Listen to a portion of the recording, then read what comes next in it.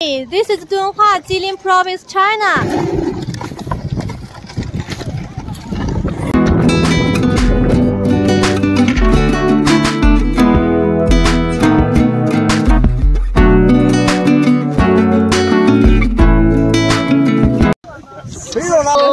Welcome China.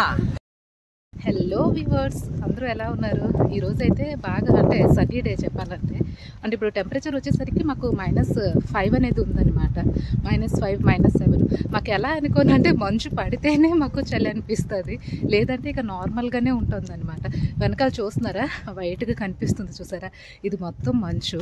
అంటే ఎండకి కూడా మంచు అయితే కరగదు. నేనైతే నార్మల్గా లోపల థర్మల్స్ ఏం వేసుకోలేదు, ఎందుకంటే ఆ బట్టలు వేసుకుంటే చాలా ఉక్క పెడుతుంది. ఈరోజు బొహాయి లేక్ దగ్గర ఒకటి ఏదో గ్రూప్ ఆఫ్ పీపుల్ ఏదో ఆర్గనైజ్ చేస్తున్నారు, సో ఇన్వైట్ చేశారు. సో దానికోసమే నేను వెళ్తున్నాను.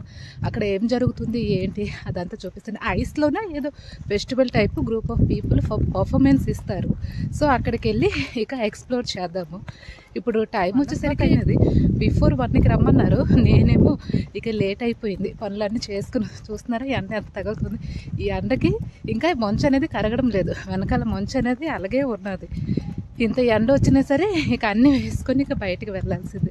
ఓకేనా, వీడియోని కంప్లీట్గా చూడండి, నచ్చితే మా ఛానల్ని సబ్స్క్రైబ్ చేసుకోండి. ఓకేనా ఫ్రెండ్స్, ట్యాక్సీ అనేది తీసుకున్నాను. ఏంటంటే వాళ్ళకి లొకేషన్ అనేది మనం చూపించేస్తే వీళ్ళ కరెక్ట్గా ఎగ్జాక్ట్ లొకేషన్ దగ్గరికి వాళ్ళు వెళ్ళి దింపేస్తారనమాట.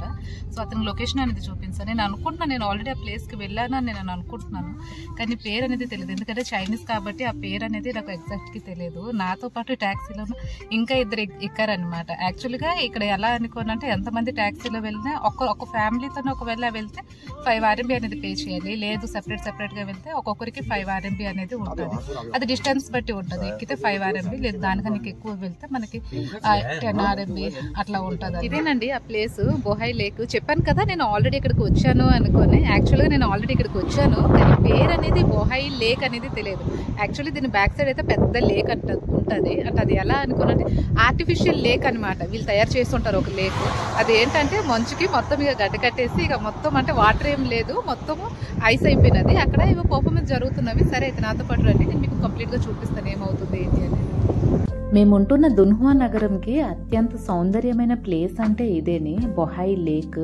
యాక్చువల్గా ఇక్కడికి మేము 2-3 టైమ్స్ వచ్చాము. అంటే లేక్ అనేది చాలా ఓపెన్గా ఉంటుంది, కానీ ఈ టైం ఏంటంటే ఇక్కడ చలికాలం స్టార్ట్ అయింది కాబట్టి ఈ ఇయర్లోనూ 6-7 మంత్స్ స్నో అనేది పడుతుంది. కాబట్టి ఆ స్నో పడి ఇంకా అది మొత్తము మనకి ఐస్ లాగా అయిపోయినది, అంటే ఐస్ ఫ్లోర్ లాగా అయిపోయినది.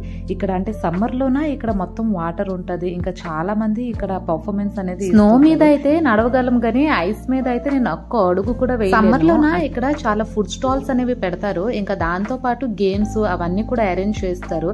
ఇది అంటే ఒక సెంటర్ ఆఫ్ అట్రాక్షన్ దున్హువాకి. అంటే సిటీ అవుట్స్కట్ లో ఏం లేదు, సిటీకి కొంచెం దూరంలోనే ఉంటుంది.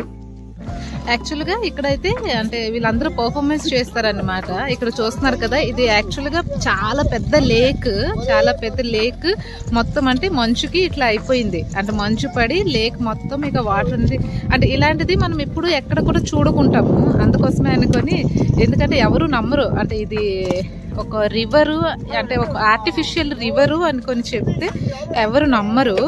సో యాక్చువల్గా ఇదైతే ఒక ఆర్టిఫిషియల్. వీళ్ళందరూ ఏంటంటే చైనీస్ పీపుల్. వీళ్ళు ఏంటంటే ఇప్పుడు పర్ఫార్మెన్స్ ఇస్తారనమాట ఒకరి తర్వాత ఒకటి. నాకు పెద్దగా ఎక్స్పీరియన్స్ లేదు, ఇంకా అందరూ ఓల్డ్ పీపుల్ అని చూస్తున్నారు కదా. అది మొత్తం ఇక స్నో ఉంటుంది, స్నోలోన కర్రలు ఇంకా అక్కడ కూర్చొని ఇక్కడ పర్ఫార్మెన్స్ అనేది. యాక్చువల్లీ గ్లోవ్స్ వేసుకొని రావాలి, నేనైతే గ్లోవ్స్ వేసుకొని రాలేదు. అంటే ప్రతిసారి వస్తాను, ఈరోజు ఎండకు చూసి ఇక గ్లోవ్స్ అనేది వేయలేదన్నమాట. సో వీళ్ళందరూ ఇప్పుడు పర్ఫార్మెన్స్ అనేది ఇస్తున్నారు.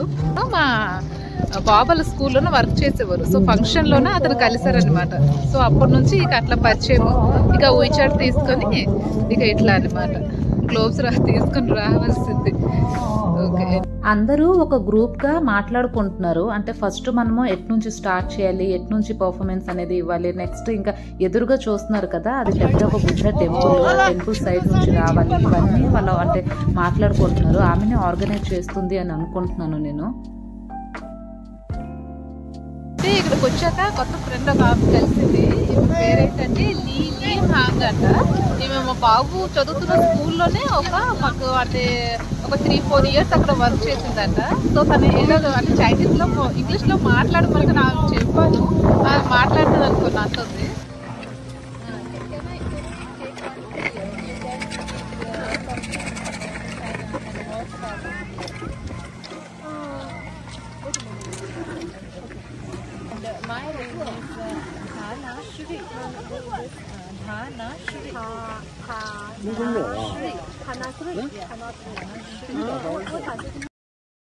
కొన్ని వర్డ్స్ చెప్పాలి అని అనుకుంటుంది. అంటే యాక్చువల్ గా ఇక్కడ బ్యాక్ సైడ్ చూస్తున్నారు కదా, ఇక్కడ ఏం జరుగుతుంది ఏంటి ఆమె ఇప్పుడు చెప్తాది అనమాట. సో నేను ఏమన్నాను, నీకు ఎలా వస్తుంది అలా చెప్పు అనుకుని అన్నాను.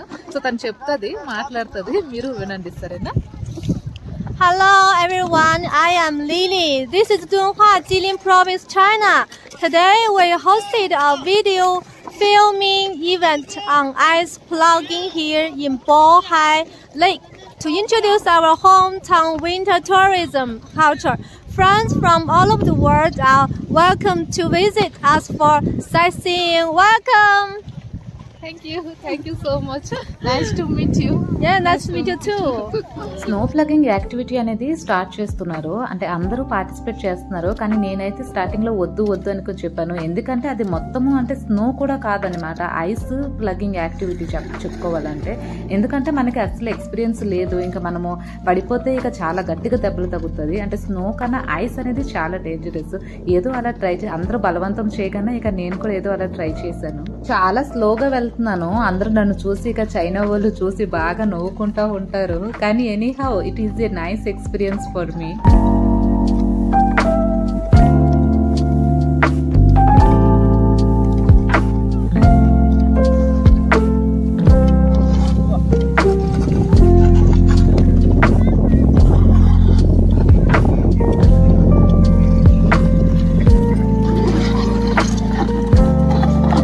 ఇక్కడ ఉన్న వాళ్ళందరూ బాగా ఎక్స్పర్ట్స్ అనుకుంటాను. అంటే అతను చూసారా రౌండ్స్ వేస్తున్నారు. మనం నార్మల్ గా స్ట్రైట్ లైన్ లోనే వెళ్ళలేము, కానీ అతను తిరుక్కొని వస్తున్నారు అనమాట.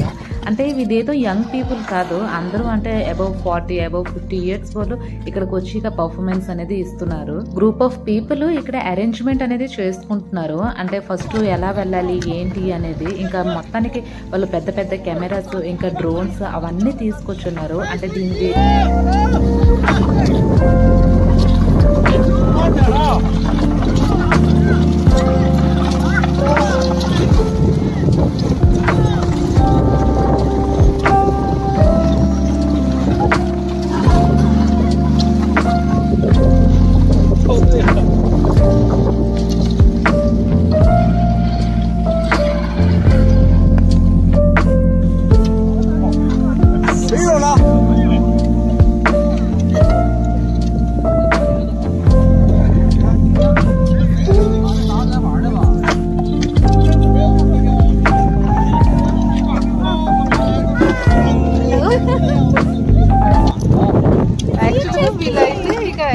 అనమాట. ఇందుపైన నేను ఫస్ట్ టైం కోసం అనుకుని వచ్చి ఇక ఇందులో పార్టిసిపేట్ చేస్తున్నాను. ఫుల్గా చలేస్తుంది. Welcome China. Thank you. Welcome China. Thank you. First performance అనేది అయిపోయింది. ఇప్పుడు సెకండ్ పర్ఫార్మెన్స్ అనేది స్టార్ట్ అవుతుంది. ఇక్కడ ఏంటంటే వాళ్ళందరూ ఒక అరేంజ్మెంట్ అనేది చేసుకుంటున్నారు. ఇతను లీడు మొత్తం చెప్తున్నారు. అంటే ఇప్పుడు ఎదురుగా చూస్తున్నారు కదా, అది పెద్ద బుద్ధ టెంపుల్. సో అక్కడ నుంచి ఇక లైన్ గా వద్దాము అనుకుని అలా అంటే చేసుకుంటున్నారు అనమాట. ఇది మొత్తము ఇప్పుడు చూడడానికి అయితే గజిబిజిగా ఉంది. అంటే వాళ్ళు ఏం చేస్తున్నారు ఏంటి అనేది తెలియదు. కానీ ఫైనల్ గా నాకు అతను వీడియో అనేది పంపించారు. వీడియో అనేది నేను ఇక్కడ అటాచ్ చేశాను.